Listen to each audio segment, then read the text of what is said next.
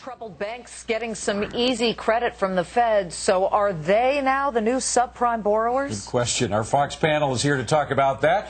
WCBS radio host Herman Cain is former chairman of the Kansas City Federal Reserve. That's Mike Norman, actually. There's Mr. Cain. I haven't seen him in a long time, my friend. Hi, Herman. Let's go back to Mike Norman now, who's from the Economic Contrarian Update, and Nicole Ridgway from SmartMoney.com, and Jim Pethokoukis is from U.S. News and World Report. Thanks to all of you. Herman, first to you.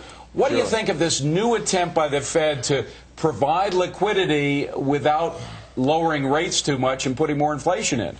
I think that's a good move, and you basically hit on the key point, and that is they want to encourage the banks to provide them a little bit more liquidity, but this should not be a signal that every time Wall Street gets skittish or the financial markets get skittish, that the Fed is going to be the sugar daddy. That's not why they are there. The second point I want to make, David, is the fact that they made a small cut. And some people were whining about why didn't they make a bigger cut. That's not their job. But here's the key point. And Tracy talked about it relative to a lot of the trading that's been going on Wall Street. People aren't trading based upon fundamentals. The banks have got to take this as an opportunity to loan money on fundamentals. And if they don't get back to that, no rate cut in the future is going to be able to bail them out, because that's just not going to happen. Peter Schiff of Euro Pacific Capital is joining us as well. Peter, you've called it Fed heroin every time they come in with the Fed rate cut just to prop up the situation. What do you make of what's just been discussed? This is a terrible idea. This is throwing gasoline on a fire. It's more inflation. I got two words for you, Liz: buy gold. You know, it's no coincidence oil is almost up $4 a barrel today. It's not because of those numbers. It's because of the inflation that central banks are creating. It's not liquidity that they're providing. It's inflation. And, you know, when I was on the show last time, Mike Norman pointed out what a lousy investment gold was if you'd bought it at 800 at its peak in 1980. But if you bought it 10 years earlier, in 1970, it was $35 an ounce. The people that bought it then, you know, made a fortune. And I think you're going to see a similar move in gold now. What we had in the 1970s with inflation and recession is nothing compared to what we're going to have now. That was the warm-up. We're going to the main event. Mike? I mean, I'm not even going to respond to that. We could all pick out snippets of data and say in this period, over the long term, stocks have outperformed. First of all, I want to say hello to my good friend Herman Cain. I haven't seen him in a long time. I have nothing to add. He's a brilliant man. What he said is absolutely correct. The Fed did the right thing. This is not a bailout of banks. The Fed does this all the time, provides reserves. Even in a good economy, it makes loans. These banks, as we heard from Sandra, they have to put up collateral. They have to show they're going to be able to pay these loans back. Look, the banking system is the bedrock of our economy. You don't want it to go down. If somebody's sick, you're going to treat them. You're going to give them medicine, put them in the hospital. They're not even sick. It's a psychological issue here. Exactly what Herman said. Is that your idea of nothing to add?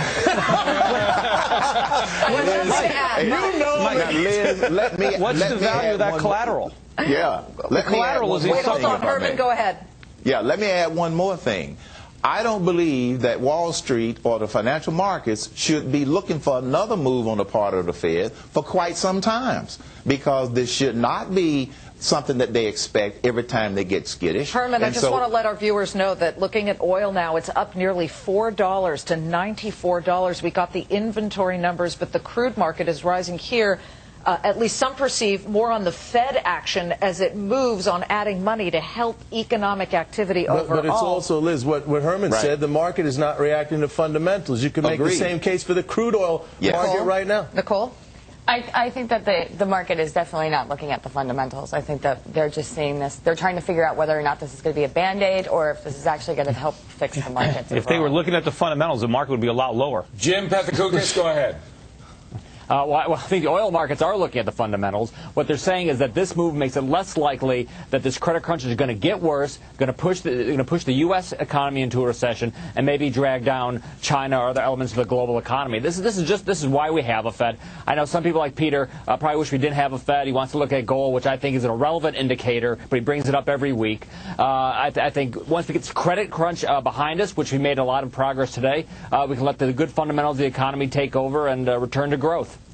Peter? Well, you may think gold is irrelevant, but the people who own it are making a lot of money. They're making a lot more money than people who It's own irrelevant US as an stocks. economic indicator. You may make money off it, but it's irrelevant as an economic indicator. I'd much rather look at Treasury yields and a whole host of market-based indicators. It's not irrelevant at all. You don't understand it because you don't understand inflation and what creates it. That's why you think it's irrelevant. But people who understand these dynamics, who understand central banks, know what gold is saying. All right, and that's Peter, why they own it. I think we all understand inflation as we understand inflation. But the point is, I think the point that people are trying to make, Peter, is that you can still make a lot of money on Wall Street. My God, if you were to have invested in Apple, you could have made more than gold 3 months ago. You didn't even have to do Apple. Listen, look, David. In 1907, we had a banking panic in this country, which nearly brought down the entire economy. This was pre-Fed. We didn't have a central bank.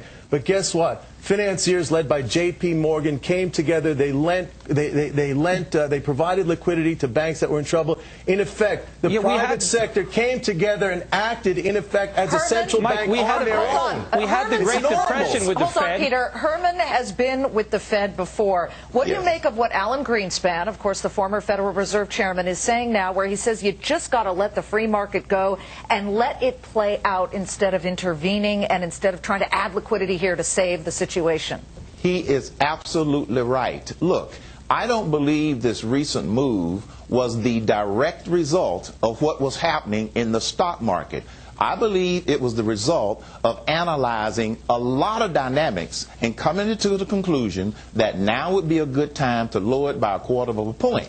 Now, I would also suspect and expect that Mr. Bernanke and company are going to send a signal that don't expect this to happen again anytime soon. So Alan Greenspan is right. Now, the financial markets and the banks should have used the current situation as a wake-up call. If they didn't, free market dynamics are going to take over and screen out some of the people that are not doing business with strong fundamentals. Right. That's what they've got to do. Gentlemen and lady, let me just bring up one point as we go to a break here that our friend Herman Cain, former chairman of the Kansas City Federal Reserve, is with WSB.